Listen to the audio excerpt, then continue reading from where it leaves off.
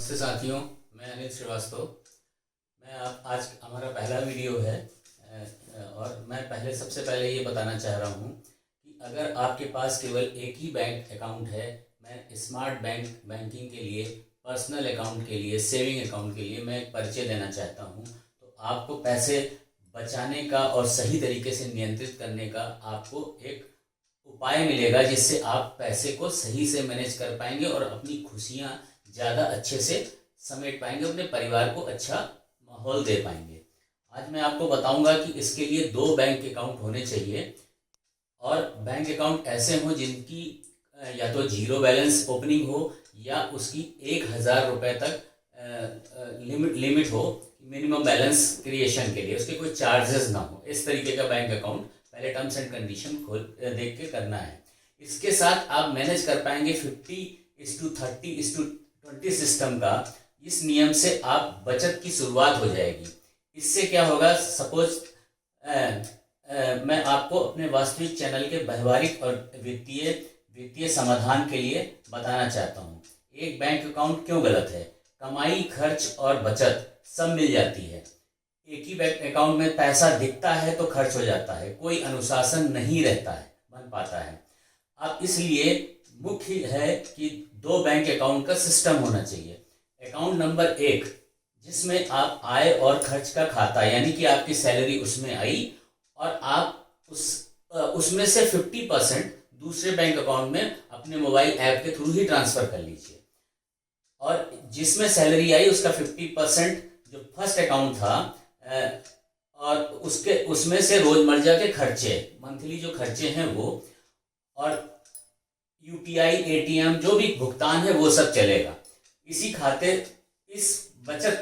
खाते से बचत रखने की सोच भी नहीं सकते। जो सेकंड बैंक अकाउंट है उसमें आपके लिए इमरजेंसी फंड है, आपके फ्यूचर के लिए सेविंग्स है, यानी कि अब 50% तो आपने फर्स्ट अकाउंट में डाल दिया, फिर बैलेंस 50% दूसरे अकाउंट में डाला था, यानी आधा आधा पैसा डिवाइड हो गया।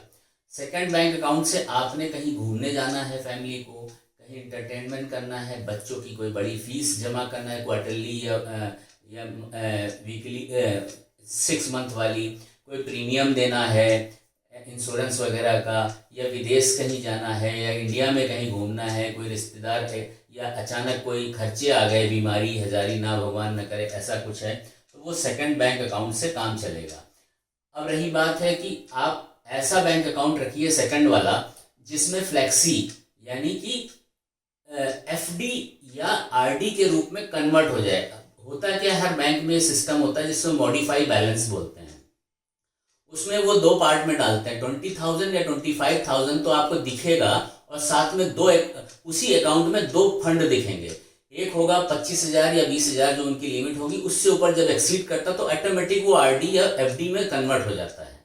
यानी कि कागज में कोई एफडी नहीं मिलेगी, लेकिन वो एफडी में कन्वर्ट हो जाता है। उससे क्या होगा कि आपका जो एफडी वाला या आरडी वाला रेट ऑफ इंटरेस्ट है वो लगता है उस पर, लेकिन 25,000 या 20,000 की जो उनकी लिमिट है हर बैंक में अलग अलग होती है, वो आपको उसको उसमें कोई इंटरेस्ट नहीं लगता है, वो आप निकाल कुछ भी सकते हो। हाँ, जो सेकंड बैंक अकाउंट है उसका ना आप यूपीआई से किसी को लिंक करिए, ना एटीएम कार्ड लीजिए, और केवल एक चेक रखिए, ना उसका इंटरनेट बैंकिंग करिए, क्योंकि ये सारी चीज़ें होंगी कि तो आपके मन में जिज्ञासा होगी कि कब मौका पड़ा और खर्च कर दिया। तो डिसिप्लिन यानी अनुशासन बना के रखना होगा, जो मैं भी यही फॉलो करता हूँ, और अच्छे से एक लिमिटेड सैलरी में अच्छा सा जीवन यापन करता हूँ, घूमता भी हूँ, बाहर भी जाता हूँ, अपनी सारी सुख सुविधाएं पूरी करता हूँ एक कम लिमिटेड बजट में।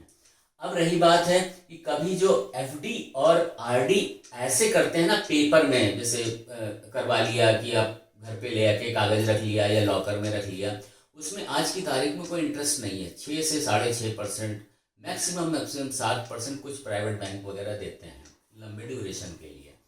लेकिन आप एसआईपी कर सकते हैं, वो भविष्य में हम नेक्स्ट वीडियो बनाएंगे तो उसमें हम इन चीज़ों को कैसे वो उसको बाइफरकेट करें। जैसे 50%, सपोज आपकी इनकम 50,000 रुपये है तो 25,000 रुपये तो आपके मेन अकाउंट जिसमें सैलरी आ रही थी उसमें रखिए, 25,000 में से दूसरा 25,000 आप उस दूसरे अकाउंट में ट्रांसफर कर दीजिए, यानी उस 25,000 से 30% से आप अपनी इच्छाएं पूरी करिए, जैसे घूमना है, कुछ खरीदना है, और 20% ऐसा है जो इमरजेंसी फंड हुआ, कभी सपोज जॉब चली गई तो आपके पास 3 और 6 महीने का पैसे होना चाहिए कि उस समय कैसे घर चलाएं और अपने खर्चे मीट आउट करें, जैसे चल रहे थे बिना किसी प्रॉब्लम्स के।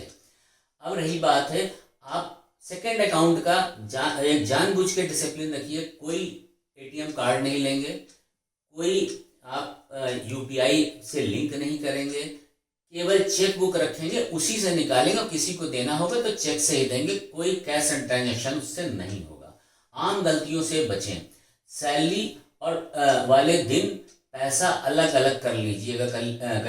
क्रेडिट कार्ड का ज़्यादा उपयोग मत करिए, जितना अवॉइड करिए क्रेडिट कार्ड। इमरजेंसी फंड बनाना बहुत ज़रूरी है, कभी बीमारी आ गई, कभी अचानक कोई ऐसे खर्चे, शादी बारात आ गए जो बता के नहीं आती हैं। और बाकी अगर पैसा बच जाता अच्छी बात है, अपने गाड़ी और मकान, ये भविष्य में कोई कंस्ट्रक्शन वर्क चल रहा है, रिनोवेशन वर्क करना है, उसमें इस्तेमाल कर सकते हैं। अगर आपकी स्थिति अच्छी सुधारना चाहते हैं तो इस वीडियो को लाइक और शेयर करिए, सब्सक्राइब जरूर करिए, क्योंकि मैं ऐसी चीज़ें बताऊंगा जो भविष्य में आपको इस तरीके की और किसी वीडियो में नहीं मिलेगा, कुछ यूनिक होगा, इसीलिए। ठीक है सर, थैंक यू, नमस्कार।